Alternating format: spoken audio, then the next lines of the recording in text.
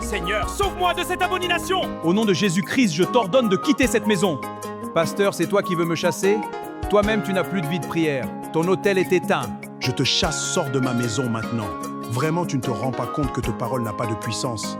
Avoir une Bible et la brochure de Branham ne fait pas de toi un chrétien. J'ordonne le feu du vin sur toi au nom de Jésus-Christ. Toi, tu n'as rien. Car je regarde ton homme intérieur, tu es vide. Tu n'as pas le feu divin en toi. Tu ne peux pas m'arrêter avec ta foi. Ta résistance est futile. Je ne tomberai pas. Tu es léger, c'est parce que tu n'as pas Christ en toi.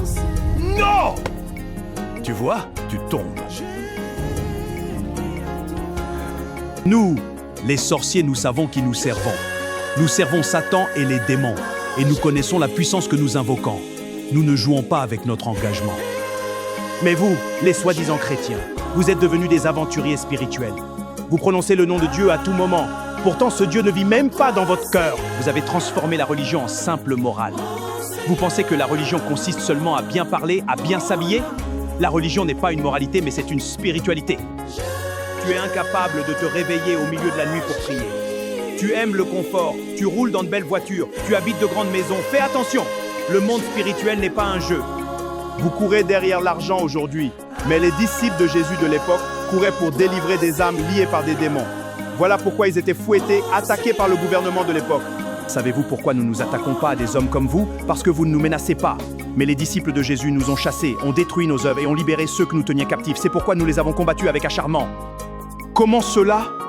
Vous ne priez pas assez pour ébranler notre influence. Vous ne jeûnez pas. Vous ne conduisez pas les âmes à une véritable repentance. Asseyez-vous. Je ne suis pas venu te faire du mal aujourd'hui. Je suis venu te parler en face. Je t'écoute. Dimanche dernier, dans ton église, tu as déclaré devant toute l'assemblée « Je défie les sorciers au nom de Jésus-Christ ». Oui, je l'ai dit. Je suis désolé, monsieur. Alors, je suis le président de sorciers dans le quartier où tu viens d'implanter ton église. Beaucoup d'entre vous sont pressés de commencer des églises, de devenir pasteurs et de diriger des assemblées. Mais vous n'êtes pas préparés spirituellement. Car ce n'est pas la vitesse qui compte, mais la profondeur de la relation avec Dieu qui compte. Voilà pourquoi les pasteurs des églises de réveil, par manque de la puissance de Dieu, ils commencent à fabriquer leurs propres miracles, montés de toutes pièces. Et vous, les gens du message, qui prétendez suivre le prophète Branham. Le prophète Branham était un homme de prière. C'était un homme de consécration. Il passait du temps dans la présence de Dieu. Mais regardez-vous aujourd'hui. Vous êtes plongés dans des débats interminables, des débats doctrinaux sans fin. La guerre des citations est devenue votre occupation principale. Prochainement, si tu nous défies encore, je vais finir avec toi.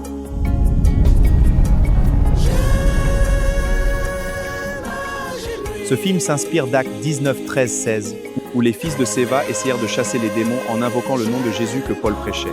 Nous avons réalisé ce film pour réveiller les chrétiens qui se sont assoupis spirituellement, ainsi que ceux qui pensent que le diable n'existe pas. Ne vous y trompez pas, Satan est bien réel et il est à l'origine de nombreuses souffrances. Notre objectif n'est pas de susciter la peur, mais d'encourager chacun à revenir à la vigilance, à la prière et à une relation sincère avec Dieu. Car si l'ennemi est réel, la victoire en Jésus-Christ l'est encore davantage.